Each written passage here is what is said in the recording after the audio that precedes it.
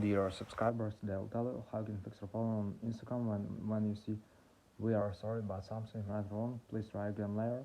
So how you can also fix it. So for fixing it, first thing just try to close your Instagram app and just open it again, and if it doesn't help it, if you still have this error, so you can also just try to restore your phone. So just go to the general, in the general just in the settings just open general, just scroll down, just tap on shutdown, slide to power off, wait for a second and just power on phone again. So just simple restore your phone.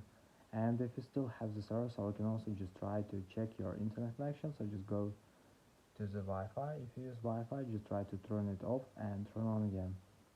And if you're using cellular data, just open cellular data, just try to turn it off and turn on again. Also, you can try to turn on airplane mode, wait for a second and just turn it off.